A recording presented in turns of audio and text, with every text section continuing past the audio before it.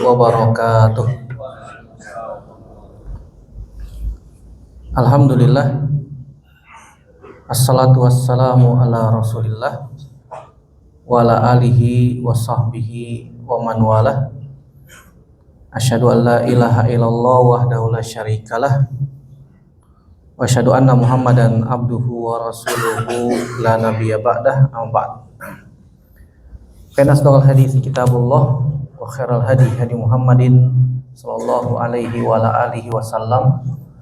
Syarrul umuri muhdatsatuha wa kullu muhdatsatin bid'ah wa kullu bid'atin dhalalah wa kullu dhalalatin finnar. Ayol ikhwah, azinallahu wa iyyakum ajmain. Alhamdulillah, segala puji hanya milik Allah Subhanahu wa taala yang masih memberikan pada kita nikmatnya yang sangat banyak sampai hari ini, sampai siang ini, sampai detik ini, sehingga Allah Subhanahu wa taala mudahkan kita melaksanakan salat zuhur secara berjamaah. Salat dan salam tidak lupa senantiasa teriringkan kepada Nabi kita Muhammad sallallahu alaihi wasallam, kepada keluarga, sahabat, dan tidak lupa kita sebagai umatnya sampai kiamat kelak. Baik, melanjutkan pembahasan kita dari pembahasan 3 landasan pokok yang wajib diketahui oleh setiap muslim. Landasan yang pertama kita sudah belajar selesai, mengenal Allah Subhanahu wa taala, bahwasanya Allah Subhanahu wa taala adalah satu-satunya zat yang berhak untuk diibadahi, disembah. Begitu juga kita sudah sebutkan beberapa jenis bentuk-bentuk ibadah yang hanya ditujukan kepada Allah Subhanahu wa taala saja. Faman sarafa syai'an minal ibadati faqad asyraka. Siapa saja yang memalingkan salah satu jenis ibadah, maka dia bisa terjatuh kepada perbuatan syirik. Adapun pondasi yang kedua yaitu mengenal agama Islam dengan dalil. Dan kita sudah bahas bahwasanya Islam ada 3 tingkatan, ada Islam, iman, dan ihsan. Dan sekarang kita sedang membahas tentang Islam, dan Islam memiliki 5 rukun. Di antaranya yang pertama adalah syahadatain, yaitu syahadat la ilaha illallah atau syahadat tauhid. Dan yang kedua adalah syahadat Rasul, yaitu syahadat Muhammad Rasulullah. Kita sudah bahas secara ringkas tentang berkaitan dengan syahadat la ilaha illallah atau syahadat tauhid. Kemudian bagian yang kedua yaitu syahadat Rasul. Ya, syahadat Muhammad Rasulullah sallallahu alaihi wasallam. Bersaksi bahwasanya Nabi Muhammad sallallahu alaihi wasallam adalah utusan Allah Subhanahu wa taala. Dan kedua syahadat ini mutalaziman, saling berkonsekuensi satu dengan yang lain, saling berkaitan antara satu dengan yang lain, maka tidak bisa dipisahkan. Makanya rukun yang pertama, rukun Islam adalah 2 kalimat syahadat, bukan syahadat tauhid saja atau syahadat Rasul saja. Khilaf di kalangan para ulama bagaimana hukum orang yang mau masuk Islam, apakah harus mengucapkan 2 kalimat syahadat atau cukup dengan la ilaha illallah saja. Ada perbedaan pendapat di kalangan para ulama tentang masalah ini. Ya, menjadi 2 pendapat. Pendapat yang pertama mengatakan cukup dengan la ilaha illallah saja. Kalau ada orang mengucapkan la ilaha illallah, maka sudah cukup bagi dia untuk masuk Islam. Mana dalilnya? Dalilnya kisah Usama bin Zaid radhiyallahu ta'ala anhuma. Ketika berperang, ya, Usama bin Zaid membunuh orang yang sudah mengucapkan la ilaha illallah. Kemudian dipanggil oleh Nabi SAW. Kenapa engkau membunuh seseorang yang sudah mengucapkan la ilaha illallah, wahai Usama? Tentu saja Usama bin Zaid membela diri. Wahai Rasulullah, dia mengucapkan la ilaha illallah karena takut dengan pedangku supaya nggak dibunuh. Akhirnya dia mengucapkan la ilaha illallah. Akhirnya ditebas kepalanya oleh Usama bin Zaid. Nabi ulangin lagi 2 kali sampai nadanya makin tinggi. Ya Usama, aqatalta man qala la ilaha illallah? Wahai Usama, apakah engkau telah membunuh orang yang sudah mengucapkan la ilaha illallah?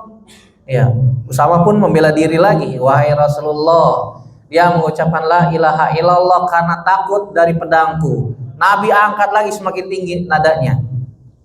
Wahai Usama, aqatalta man qala la ilaha illallah? Asyaqaqta qalbak? Apakah engkau telah membunuhlah orang yang mengucapkan la ilaha illallah? Apakah engkau telah belah dadanya sekalian supaya kamu tahu apakah dia mengucapkan la ilaha illallah karena benar-benar ingin masuk Islam atau karena takut pedangmu? Usama bin Zaid mendengar kalimat Nabi yang sudah makin tinggi, ya, kemudian diam, takut, khawatir azab akan turun karena Nabi sudah marah. Ya. Ini dalil yang menunjukkan bahwasanya kalau ada orang masuk Islam cukup dengan la ilaha illallah saja. Pendapat yang kedua mengatakan tidak, harus dua-duanya. Asyhadu alla ilaha illallah, asyhadu anna Muhammadar Rasulullah. Kenapa? Karena dua syahadat ini dua syahadat yang mutalaziman, satu kesatuan yang tidak bisa dipisahkan. Kalau ada orang masuk Islam mengucapkan syahadat tauhid la ilaha illallah, maka dia juga harus mengucapkan syahadat Rasul, syahadat Muhammad Rasulullah. Karena konsekuensi mengucapkan syahadat tauhid adalah mengucapkan syahadat Rasul. Konsekuensi mengucapkan syahadat Rasul adalah mengucapkan syahadat tauhid la ilaha illallah. Dua-duanya tidak bisa dipisahkan. Tapi muncul pendapat yang ketiga. Ya, muncul pendapat yang ketiga. Kalau dalam keadaan genting, mepet seperti kejadian Usama bin Zaid tadi, bolehlah cukup la ilaha illallah. Karena waktu itu genting, darurat, dia baru mengucapkan la ilaha illallah langsung ditebas kepalanya sama siapa? Usama bin Zaid radhiyallahu taala anhuma. Mungkin ketika sedang perang, mungkin keadaan sedang tidak kondusif, tidak aman seperti sekarang. Tapi kalau dalam keadaan aman, tidak ada yang perlu dikhawatirkan, dalam keadaan tenang, wajib mengucapkan dua-duanya. Wajib mengucapkan dua-duanya, dan ini pendapat yang sahih. Pendapat yang sahih. Artinya kita sedang dalam keadaan aman, tidak perang, tidak ada kegentingan dan seterusnya, harus mengucapkan dua-duanya. Karena dengan syahadat tauhid, ya, orang yang beramal maka harus mengikhlaskan amalannya lillah, hanya untuk Allah Subhanahu wa taala saja. Yang kedua, harus memenuhi syarat ittiba'ur rasul, mengikuti contoh Nabi sallallahu alaihi wasallam. Ketika seorang beramal memenuhi dua syarat tadi, maka baru amalnya diterima. Kalau misalnya ada orang beramal ikhlas saja tapi tanpa mengikuti contoh Nabi sallallahu alaihi wasallam, maka amalannya mardud, amalannya tertolak. Atau mungkin dia sudah mengikuti sunnah Nabi SAW, tapi ternyata niatnya ingin dipuji, ada riya di situ, maka juga amalnya tertolak. Sampai dua-duanya berjalan beriringan bersama. Ini syahadat Rasul dan syahadat tauhid. Ya, kalau Syekh Muhammad bin Abdul Wahhab bin Sulaiman bin Ali At-Tamimi rahimahullah taala yang wafat tahun 1206 Hijriah, beliau mengatakan, wa dalilu syahadat anna Muhammadan Rasulullah qauluhu ta'ala laqad ja'akum rasulun min anfusikum azizun 'alaihi ma anittum harisun 'alaikum bil mu'minina raufur rahim. Wa ma'na syahadat anna Muhammadan Rasulullah ta'atuhu fima amar wa tasdiquhu fima akhbar wajtinabu ma naha anhu wa zajar wa alla yu'badullah illa bima syara'a. Dalil syahadat bahwasanya Muhammad adalah utusan Allah adalah firman Allah dalam surat At-Taubah surat yang ke-9 ayat 128. Allah berfirman, laqad ja'akum rasulun, sungguh telah datang kepada kalian seorang rasul, seorang utusan, min anfusikum, yang berasal dari kaum kalian sendiri, azizun alaihi ma anittum, terasa berat penderitaan yang dialami oleh kalian, harisun alaikum, dia sangat menginginkan kebaikan pada kalian, keimanan, keselamatan atas kalian, atas orang-orang yang beriman. Begitu juga Rasul tersebut raufun rahim. Rasul tersebut, utusan tersebut adalah rauf, ya, belas kasih dan juga penyayang. Ini sifat-sifat Nabi Shallallahu Alaihi Wasallam. Dan kita tahu bahwa Nabi SAW memiliki sifat-sifat akhlak yang baik. Ya. Nabi nggak pernah bohong seumur hidupnya, seumur hidup. Kalau kita bohong udah berapa kali, kan begitu. Subhanallah. Kalau kita ingin mencontoh Nabi Shallallahu Alaihi Wasallam, contoh semuanya. Kalau bisa berusaha, ya, ada usaha. Ya, coba kita niatkan berazam, saya tidak akan bohong hari ini. Ya, kalau misalnya dari pagi nih, dari bangun tidur sampai siang ini kita belum bohong, pertahankan. Ya, kadang-kadang setan menggoda, udah bohong aja sekali aja nggak apa-apa lah, nah, gitu. Baru sekali, akhirnya dia ditarik bohong ke bohong yang lain, bohong yang kedua, ketiga, keempat dan seterusnya. Makanya Nabi Shallallahu Alaihi Wasallam mengatakan, innar rajul la yakzib wa yataharral kadzib hatta yuktaba indallahi kadzaban. Kalau ada orang pernah bohong dan kemudian dia ditarik oleh setan untuk bohong lagi. Wa yataharrul kadzib, sampai bohong jadi kebiasaan dia. Kalau nggak bohong hari itu kayaknya nggak enak. Subhanallah. Sampai Allah Subhanahu wa taala stempel dia sebagai seorang apa? Pembohong, pendusta. Ini berbahaya. Kalau Allah Subhanahu wa taala sudah stempel. Tapi kalau kita biasakan diri kita untuk jujur, walaupun terasa berat. Ditanya sama istri, "Mas, dari mana, Mas?" "Habis daurah," kan gitu. Daurah mulu. Ya, dari mana? Dari pelatihan. Dari mana? Dari rapat. Rapat terus, ya. Ternyata punya pos 2, pos 3, subhanallah. Ya, bohong sama istri. Ya. Jujur walaupun berat gak ada masalah. Jujur aja, walaupun awalnya mungkin ya ada perang dunia kelima kan gitu. Tapi akhirnya adalah manis. Ya, akhirnya adalah manis. Jujur saja. Ya. Adapun bohong yang dibolehkan, sebagaimana Nabi SAW mengatakan boleh bohong sama istri. Kata para ulama itu bohong yang bukan bohong beneran. Namanya tauriyah. Bohong tapi nggak bohong. Maksudnya gimana, Ustaz? Maksudnya dia mengucapkan sebuah kalimat yang difahami berbeda oleh orang yang mendengar. Iya. Mengucapkan sebuah kalimat yang difahami berbeda dengan orang yang mendengarnya. Seperti perkataan ibunya Anas bin Malik kepada Abu Thalhah, suaminya. Ya. Ketika Abu Thalhah ingin safar bersama Nabi SAW, punya anak kecil, sedang sakit parah. Ya. Namanya Numair. Ya, namanya Numair. Yang dia pernah ditegur oleh Nabi SAW sedang main burung kecil. "Wahai Numair, madza fa'alan Nugair?" "Wahai Numair, apa yang dilakukan burung kecil kamu?" Kata Numair, "Burung saya mati, wahai Rasul. Mainan burung kecil mati, kasihan sedih." Ya. Nabi tegur, "Kenapa burung kecil kamu, wahai Numair?" Dan ternyata ya itu anaknya ya, Abu Thalhah, ya, saudara tirinya Anas bin Malik. Ya, karena Abu Thalhah bukan ayah kandungnya Anas bin Malik. Kemudian Abu Thalhah pun safar bersama Nabi. Kenapa? Karena beliau suka safar bersama Nabi. Kalau Nabi safar pasti beliau ikut. Radhiyallahu taala anhu. Kemana Nabi perang ikut pasti. Gak pernah absen Abu Thalhah radhiyallahu taala anhu. Kemudian setelah pulang safar, bertanya kepada istrinya, "Wahai istriku, bagaimana keadaan anakku?" Apa yang dilakukan oleh istrinya atau ibunya Anas bin Malik? Ya, huwa askanu makana. Sekarang keadaannya lebih tenang. Kalimat itu difahami oleh Abu Thalhah apa? Sudah sembuh, kan begitu. Tapi yang difahami oleh istrinya, ibunya Anas bin Malik apa? Sudah wafat. Keadaannya sekarang lebih tenang. Itu namanya tauriyah. Bohong tapi nggak bohong. Mengucapkan sebuah kalimat yang difahami berbeda oleh orang yang mendengar. Setelah Abu Thalhah disiapkan makanan, sudah kenyang perutnya, sudah puas syahwatnya, baru cerita. Tentu saja namanya bapak, ya, diceritakan anaknya meninggal setelah dan dia tidak tahu, marah. Ya, tentu saja Abu Thalhah marah. Pagi harinya habis sholat subuh ngadu kepada Nabi Shallallahu Alaihi Wasallam. Kemudian Nabi SAW bertanya kepada Abu Thalhah, "Wahai Abu Thalhah, apa yang kamu lakukan semalam setelah kejadian itu? Apakah kalian berhubungan badan?" Kata Abu Thalhah, "Iya wahai Rasulullah." Kemudian Nabi pun mendoakannya, "Semoga Allah memberkahi malam kalian berdua."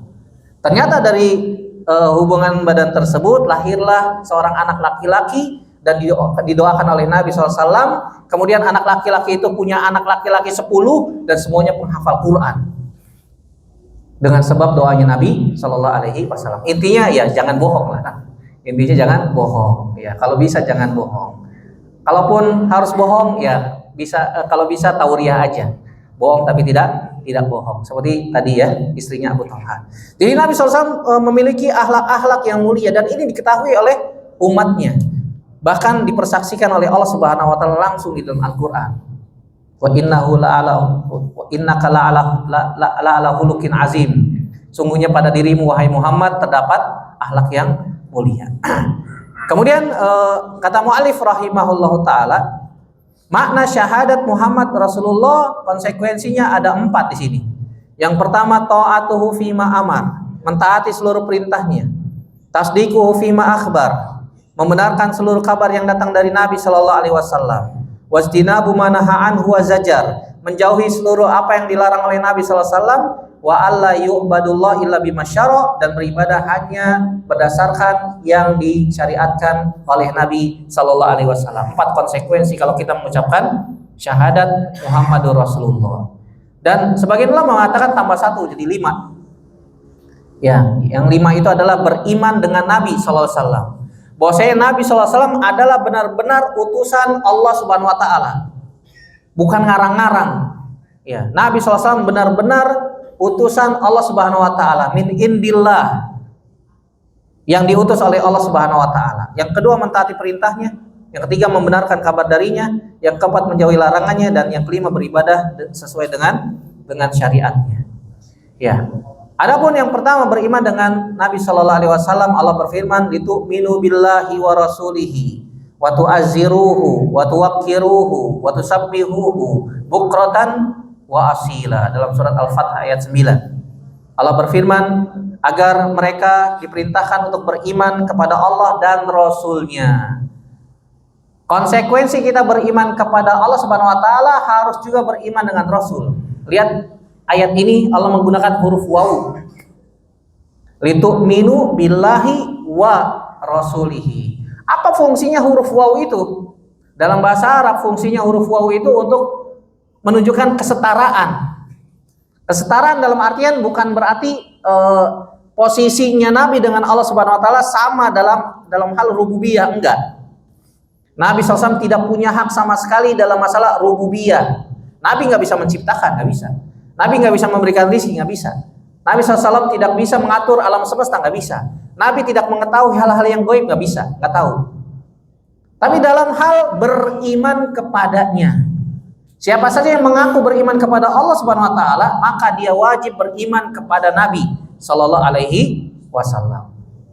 Kenapa? Karena beriman kepada Nabi sallallahu alaihi wasallam konsekuensi beriman kepada Allah. Beriman kepada Allah mengkonsekuensikan beriman kepada Nabi sallallahu alaihi wasallam. Beriman kepada Nabi sallallahu alaihi wasallam mengkonsekuensikan beriman kepada Allah Subhanahu wa taala. Saling berkesinambungan. Satu dengan yang lainnya mutalaziman. Saling berkesinambungan. Wa tu'azziruhu, dan Nabi tersebut menguatkan agamanya, agama Allah Subhanahu wa taala. Wa tuwaqqiruhu, mengagungkan Allah Subhanahu wa taala. Wa tusabbihuhu, dan senantiasa bertasbih. Bertasbih itu maknanya adalah tanzih. Tanzih itu artinya mensucikan. Mensucikan Allah Subhanahu wa taala dari sifat-sifat kurang. Allah enggak punya sifat-sifat kurang sama sekali.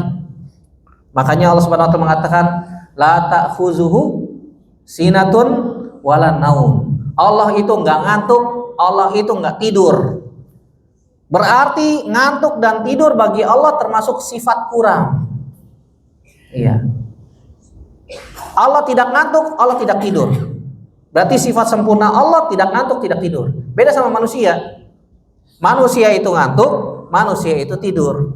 Apalagi habis sholat zuhur, udah makan siang, masuk ke masjid, ruangan AC, dengerin ceramah, ya, ambil tempat posisi yang ada senderannya, kan gitu. Ya, langsung baca bismika Allahumma amutu wa ahya, kan gitu. Tidur. Kenapa? Ngantuk, manusiawi. Manusia yang tidak ngantuk, tidak tidur berarti bukan manusia. Dia robot. Karena manusia sifat sempurnanya adalah ngantuk dan tidur. Iya. Sebaliknya kalau ada manusia yang nggak pernah tidur, nggak pernah ngantuk, oh berarti bukan manusia. Berarti bukan manusia. Bukratan wa asila, di pagi hari dan di petang hari. Ini yang pertama, beriman kepada Nabi Sallallahu Alaihi Wasallam, membenarkannya, meyakini kebenaran risalahnya, mencintainya dengan jujur. Kalau kita ngaku-ngaku cinta dengan Nabi SAW, jujur. Maksudnya apa Ustaz? Maksudnya berusaha untuk mengamalkan sunnahnya sesuai dengan yang diajarkan oleh Nabi Sallallahu Alaihi Wasallam. Bukan malah sebaliknya, perintah Nabi SAW ditinggalkan, larangan Nabi malah dilakukan. Ini namanya cintanya gombal.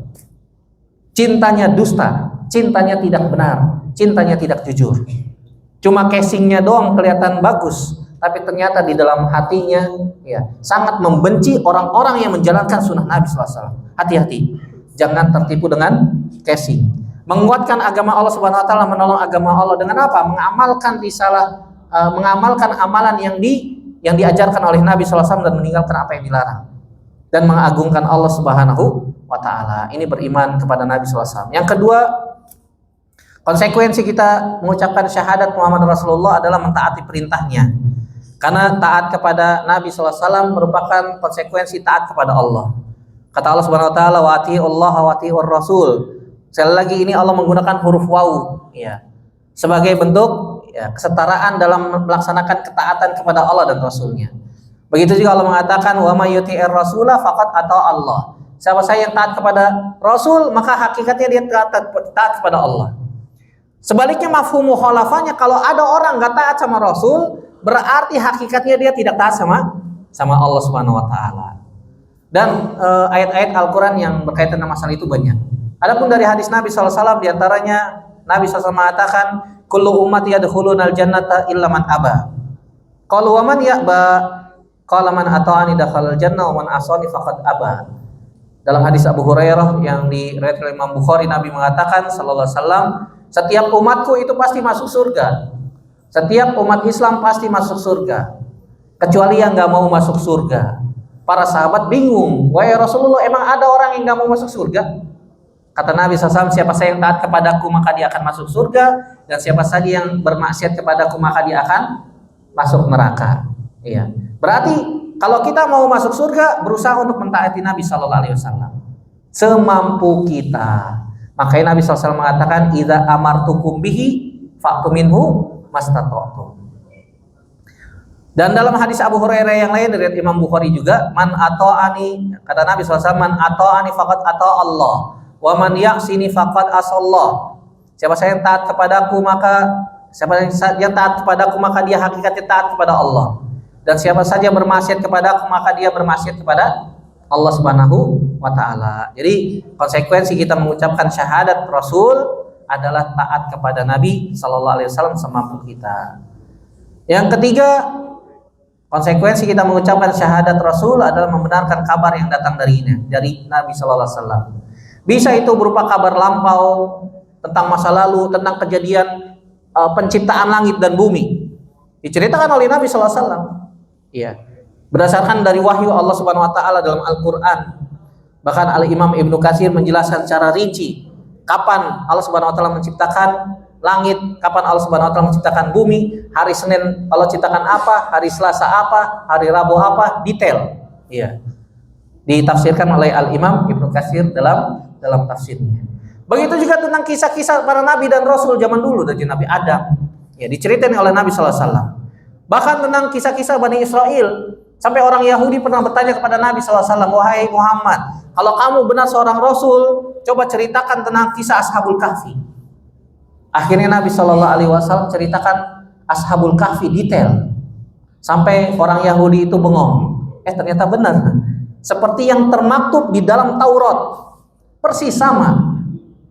Kata orang Yahudi tersebut, tidak ada yang mengetahui kisah Ashabul Kahfi secara detail kecuali dia seorang nabi. Ya, kecuali dia seorang nabi. Tapi endingnya apakah dia masuk Islam? Wallahu a'lam bishawab. Saya nggak tahu.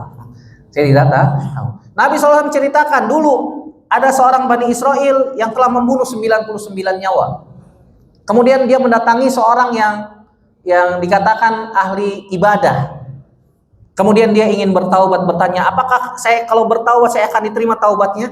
Kata ahli ibadah tersebut, kamu sudah membunuh 99 nyawa, mana mungkin Allah Subhanahu wa Ta'ala akan terima taubat kamu. Akhirnya dia dibunuh, jadi genap 100. Kemudian dia ditunjukin kepada seorang yang alim, orang yang berilmu. Kemudian bertanya, apakah taubat saya diterima oleh Allah kalau saya bertaubat? Kata ahli ilmu tersebut, tidak ada yang bisa menghalangi kamu dengan taubat. Artinya kalau kamu taubat, pintu taubat terbuka lebar. Selama kita masih bernafas, selama kita masih berjalan di muka bumi, Allah terima taubat kita. Akhirnya dia diperintahkan untuk hijrah, pindah dari tempat dia yang lama. karena di tempat yang lama adalah tempat yang buruk. Akhirnya diperintahkan hijrah. Ternyata qadarullah di pertengahan perjalanan dia wafat. Iya. Sampai malaikat azab sama malaikat rahmat rebutan. Ini ruhnya mau dibawa siapa nih? Kemudian Allah Subhanahu wa taala mengutus malaikat yang ketiga dalam bentuk manusia sebagai penengah. Akhirnya diperintahkan untuk mengukur mana jarak yang lebih dekat, maka dia miliknya. Dalam riwayat yang lain Allah Subhanahu wa taala mengatakan kepada jarak dari tempat tinggal yang dia tinggalkan, menjauhlah. Kemudian Allah firmankan kepada jarak di tempat yang dituju, Allah berfirman, mendekatlah. Ternyata setelah diukur, ya lebih dekat jarak yang dituju. Akhirnya ruhnya dibawa oleh malaikat rahmat. Ini diceritakan oleh Nabi SAW, padahal Nabi nggak ada di situ. Nabi tidak ada di tempat kejadian. Ini kisah tentang Bani Israel panjang lama dan seterusnya. Dan selama kabar itu sahih, maka kita wajib membenarkannya. Maka wajib kita terima. Makanya Syekh Muhammad bin Shalih Al-Utsaimin dan juga para ulama yang menjelaskan tentang usul tafsir, bahwasanya kisah Bani Israel itu ada 3 jenis. Yang pertama, yang ditetapkan kesahihannya. Berita tersebut benar, riwayatnya sahih, minimal hasan, wajib diterima. Yang kedua, yang ditetapkan oleh syariat kita ternyata riwayatnya lemah atau palsu, maka wajib ditolak. Yang ketiga, syariat tidak menentukan apakah itu ceritanya sahih ataupun doif atau lemah, tidak diketahui asal usulnya, maka kewajiban kita adalah tawakuf, tidak membenarkan dan tidak mendustakan. Itu tentang kisah Bani Israel, tentang masa depan, tentang akhir zaman, tentang hari kiamat dan seterusnya. Nabi kabarkan dalam banyak hadis akan datang sebuah pada umatku orang-orang yang menghalalkan al-harir wal ma'azif, menghalalkan sutra, menghalalkan zina, menghalalkan alat-alat musik.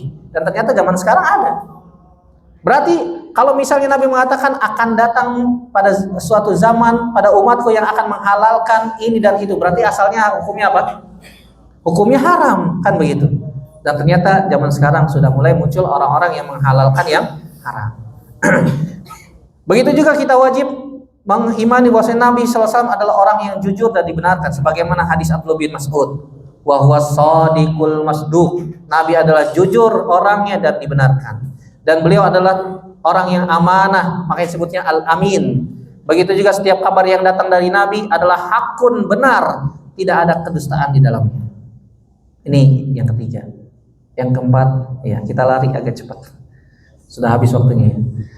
Menjauhi larangannya, sebagaimana kebalikan dari mentaati seluruh perintahnya. Nabi SAW mengatakan, man ata'ani dakhalal jannah wa man asani faqad aba. Ini tadi sudah kita baca. Begitu juga di dalam hadis yang lain, Nabi SAW mengatakan dalam riwayat Imam Bukhari dan Muslim, hadis Abu Hurairah, mana haitukum anhu fajtanibuhu. Apa-apa yang aku larang maka tinggalkan semuanya. Ini sering kita bahas, sering diulang. Bahwasanya Nabi mengatakan kalau larangan tinggalkan semuanya. Ini menunjukkan kata para ulama, semua larangan orang mampu meninggalkannya. Tapi kalau perintah Nabi mengatakan fattaku idza amartukum bi fa'tu minhu mastata'tum. Kalau aku perintahkan sesuatu, lakukan semampu kalian. Karena iman seseorang, iman satu dengan yang lain berbeda-beda. Iman itu berderajat-derajat. Ada yang mampu melakukan puasa sunnah, bahkan puasa Nabi Daud pun dilakukan. Tapi kalau suruh sodakoh, pelit bin bakhil bin medit bin koret, subhanallah, susah sekali mengeluarkan uangnya dari sakunya. Ada juga orang yang gampang sekali bersodakoh, tapi kalau suruh puasa banyak alasan. Aduh mah lah, aduh beginilah, macam-macam. Ya.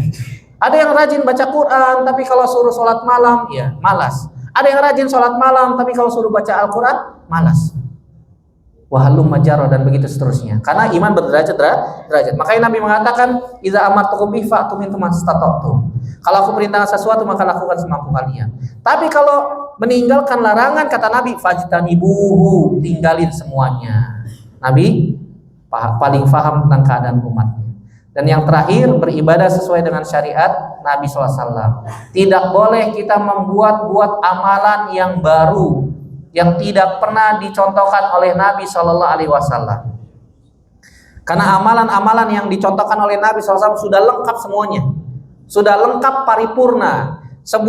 Sesuatu yang lengkap dan paripurna kalau ditambahin luber. Contoh, gelas ini diisi air sampai penuh, sampai ke bibir gelas. Kalau ditambahin lagi, ya, maka akan tumpah, akan luber. Begitu juga Nabi SAW telah mengajarkan segala sesuatu tanpa ada yang kurang. Sesuatu yang kurang bukan disebut sempurna dan paripurna. Ya. Ajaran yang diajarkan oleh Nabi SAW sudah sempurna, paripurna, tidak butuh tambahan, tidak butuh dikurang-kurangin. Berarti sesuatu yang sudah paripurna, sempurna, ya, kalau ditambahin, kalau dikurangin maka jadi tidak sempurna. Oleh karena itu tidak diperkenankan kita membuat amalan-amalan baru di dalam agama kita. Siapa saja yang tidak menjalankan 5 perkara ini, maka belum sebenarnya merealisasikan syahadat Rasul. Berarti rukun Islam yang pertama aja masih perlu diluruskan. Kalau kurang dari salah satu 5 perkara ini, itu dapat mengeluarkan pelakunya dari agama Islam. Kalau misalnya contoh, ada orang yang tidak membenarkan kabar dari Nabi, sama saja dia mendustakan Nabi. Orang yang mendustakan Nabi maka hukumnya bisa keluar dari agama Islam. Terkadang ada orang yang tidak mengimani salah satunya, tapi dia dalam keimanan dan pahalanya berkurang. Tapi dia katakan tetap beriman, tapi dia bermaksiat. Contohnya, orang yang melakukan sebuah keharaman, dia masih melakukan sesuatu yang dilarang oleh Nabi SAW. Tetap dia dikatakan muslim tapi berdosa. Tetap dikatakan muslim tapi berdosa. Tetapi kalau ada orang yang meninggalkan larangan berupa yang melakukan larangan berupa kesyirikan, dia bisa terjatuh kepada apa? Kesyirikan dan bisa terjatuh keluar dari daerah keimanan. Allahu a'lam bishawab. Ya, demikian ini merealisasikan tauhid Rasul. Semoga Allah Subhanahu wa taala menjaga syahadat kita semuanya. Semoga Allah Subhanahu wa taala memberikan kemudahan kita untuk senantiasa istiqomah di atas Islam, di atas iman, di atas sunnah Nabi Shallallahu alaihi wasallam sampai akhir hayat. Dan semoga Allah Subhanahu wa taala juga menutup usia kita dengan husnul khatimah, memberikan kepada kita as-sabat, keteguhan dalam menjawab pertanyaan munkar dan nakir di alam barzah dan dimasukkan ke dalam surga. Amin ya rabbal alamin. Demikian, semoga bermanfaat. Yang sedikit ini yang benar datangnya dari Allah Subhanahu wa taala saja, yang salah murni dari saya pribadi. Kita bertaubat kepada Allah Subhanahu wa taala. Terima kasih atas atensinya. Kita tutup dengan doa kafaratul majlis. Subhanaka Allahumma bihamdik, asyhadu an la ilaha illa anta astaghfiruka wa atubu ilaik. Wassalamualaikum warahmatullahi wabarakatuh.